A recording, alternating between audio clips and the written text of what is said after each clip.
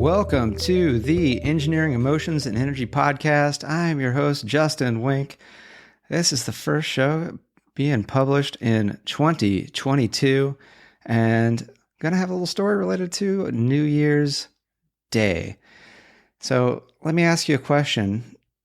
Do you choose your future, or are you allowing the past to create your future? Or, and I think this is even more often the case and subtle, are you letting someone else's past or society's past or whatever's past create your future? So that's what we're going to explore today. Because for New Year's, I did go to a New Year's Day party, and I didn't even know that was a thing. So surprising or not, I had never been to a New Year's Day party. And I will give the little caveat, this is in San Francisco, and they're very big on everyone needing to show proof of vaccination and have regions where they wear masks. So very, very, concerned with, possible, let's just say it was done as safely as possible given these times. So I hadn't been to a New Year's Day party, so I didn't know exactly what to expect, and was invited by a really good friend of mine who had gone to these New Year's Day parties and said, like, oh yeah, this is even better than any New Year's Eve thing you could possibly imagine. These are phenomenal. I love going to them all the time. They're associated with Burning Man groups and things like that, and so they can be a lot. And I was like, oh man, was told like, you got to get a costume. So got a costume because it's like, what do I wear? And apparently everybody dresses up. So I got dressed up. I'll have a picture of what I ended up wearing as part of the post here on the social media stuff. So if Justin Wink, Ph.D.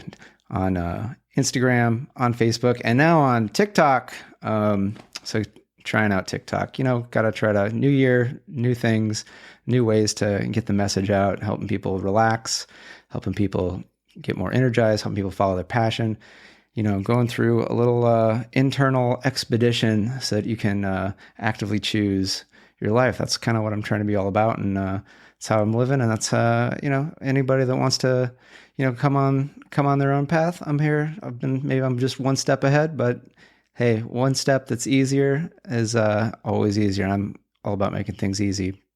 So was told that, hey, this New Year's Day party could be a lot. Like, it's going to be a lot, just a lot going on. And I was like, oh my gosh, like, boy, how I started getting a little anxious. Cause I just like, I just kind of, I think I've gone to a lot of things. I've had a lot of experiences, this friend, like, kind of knows some of my experience. Like, yeah, I haven't been to this exact thing. But boy, compared to a previous experience, if this is going to be a lot for me, I started getting like nervous and worried, and it's, so get there, so anxious getting there. And then, was kind of anxious settling in, and I was just like, oh boy, what's coming next, or what's happening? And then I realized that, yeah, there's a lot of people in costumes. There's a lot of people, and there's a lot of music, and it's really loud. And yeah, maybe these are people that are coming together for maybe different reasons than I'm used to, yet they're still people. And I'm like, so I'm like, wait, this really isn't that much different. Like, I've been to large costume parties before. I've been to large, loud concerts before.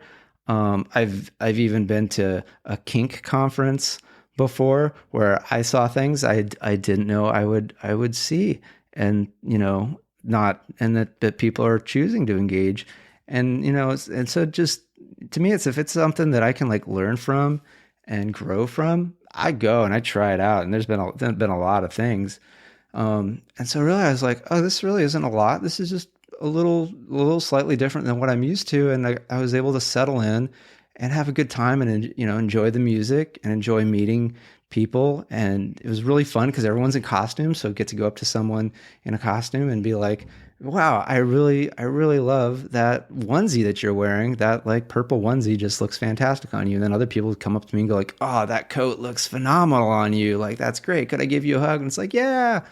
Um, I like hugs. So, yeah, but it's nice to ask. Always good to ask because, maybe I'm stinky or something like that. Or maybe you're stinky and I don't want to tell you you're stinky. I'd just rather say no, thank you.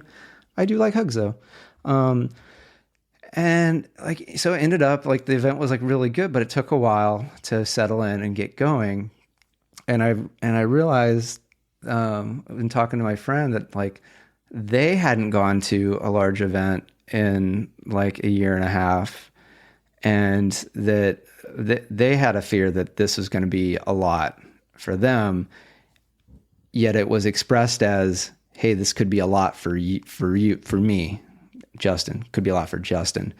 And so really, I took on sort of this person's, fears there, and maybe some of their past experience, and almost made them my own. Yet I'm really well trained. I've done a lot of work to be able to catch these things and question like what's going on here, and go like, wait, this actually is not so different, and choose to make it a really fun event that's just slightly different than what I've done before. Yet I realize that that's something that I'll do to other people, where I might go, yeah, this could be really hard. And I realize when I do that, I'm being an asshole. I'm kind of being a dick, because I'm taking what was my experience that was, challenging, hard, painful, and I'm now suggesting that that's going to be their experience. Yet that usually is not necessarily required. The fact that something is hard, difficult, frustrating, those are not facts. Those are just interpretations. Those are just stories. And it's kind of cruel to place those on other people. So what I try to do for myself, and for, when I'm, getting other people new into stuff, is like, look, I'm not a big fan of being delusional. So to me, it's about being optimistic, not delusional. So there's something like, hey, a lot of people might find an event like this a little overwhelming. There's a lot of people, there's a lot of music. It's really loud. There's a lot going on. Yeah, for you, I know that you've been to other events. I know that you've met with lots of people, and I know that you've been in situations where like you saw some crazy stuff. So for you, this is actually going to be like really easy and pretty. You're going to find it. Might take some time, or it might not. But for you, it's going to be fast the most. So you're having a good time. You're mingling. You're mixing it up, and you're going to feel at home in no time. And if at any time there's a challenge, like I'm here, and we're going to find ways to quickly make it fun time again.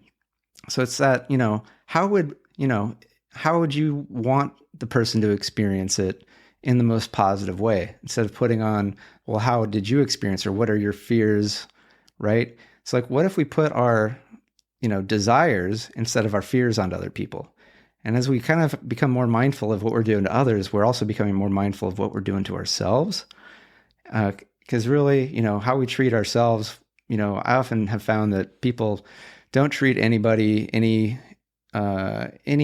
better than they treat themselves, or any worse than they treat themselves. So sometimes when it's like, man, this person, I once worked with a guy, and this guy he liked to make everybody work a lot. Like, yeah, let's go to overtime, let's get this in, and like the guy just made things hard and wanted to work long. But that guy, he was in the office longer than anyone, and he would, beat his head against the wall trying to figure stuff out. I was like, oh man, this guy treats himself like shit. And so he's actually treating people a little bit nicer than he treats himself, which to me was still not very nice, not very kind. And a lot of times people don't have that awareness. So as long as you can start to cultivate the awareness of yourself and give that to other people, like we can all start to, spread this, I don't know, I'm going to call this spread this disease of joy. Like let's spread that. Let's make joy a little bit more viral nowadays, because I think we've all been a little too worried about some other viruses out there.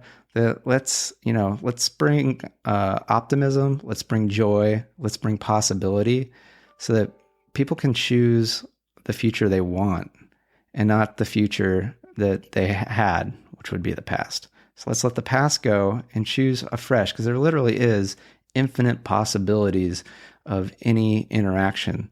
And usually we just do the same thing we've been doing. Why? Because it's easy. It doesn't require any effort. What I'm saying, it's simple. It's drop dead simple, yet it's going to take practice. It might be a little challenge. And that's why it's great to, have someone, that you can bounce some stuff off with, or you can go like, hey, look, if I say something that's like a little pessimistic, like, can you gently, kindly call me out on it? Because I'll share another quick story.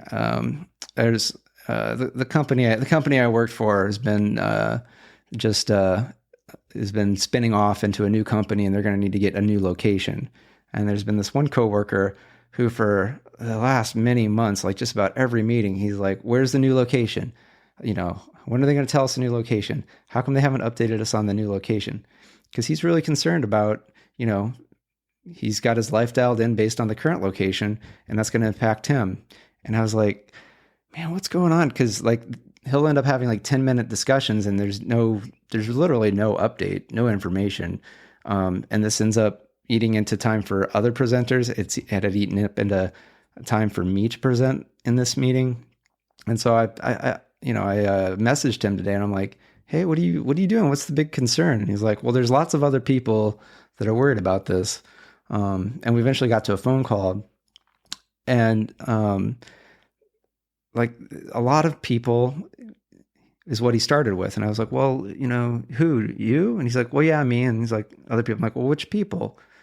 He said well, I've talked to at least 10 people where this is a big major concern for them. And they would probably change, their choice to work at this place or not based on where it is. And so they want to know. And then also there's a little bit of accountability. They told us they would tell us on this date, and they haven't told us. So where's the accountability? Where's the transparency? And I was like, I 100% agree with the intent and what he's trying to accomplish. And so we were able to find that common ground. Yet there's a little bit of our ways of going about things. Because my way is, I'm not going to focus on what's wrong. I'm going to focus on what's right, what's possible. Because I had concerns. Yet I also know that if I don't like it, I'm going to be okay with it. Or if I'm not, I'm going to change my circumstances. Other job, no job. Or also, hey, maybe I don't have to go. They want me in the office so often. Maybe I don't want to go in that often based off of the location, or just based off of my preference. So there was a little of my perception is he was putting a lot of, kind of fear, uncertainty, doubt out there. I was putting, to me, I want to choose to focus on what's possible. So choose on what's possible, then choose which of those possibilities best resonates with you. So happy New Year, 2022, year of choice, year of possibility. So make sure you're choosing from that blank slate and not just from the past, and definitely not from somebody else's past. So with that, please follow me on TikTok, Facebook, Instagram, Justin Wink, Ph.D. Also, the Tuesday 20, every Tuesday, 12:05 p.m. Pacific, 20 minutes of some great mindfulness meditation exercises. Can find that on my YouTube channel or on Facebook. And, podcast at justinwink.com. Really would like to get in contact with you. And I'm also doing a little market research to try to understand, maybe where I could best focus my efforts for the show and for maybe some other stuff I'm starting to work on. So if you got a challenge with work or relationships, just find me, hit me up. I'd love to do a little 5-minute chat, and in return offer a little meditation for free, one-on-one in return. Nothing to sell. I got nothing to sell currently. So that's it. Thank you and good day.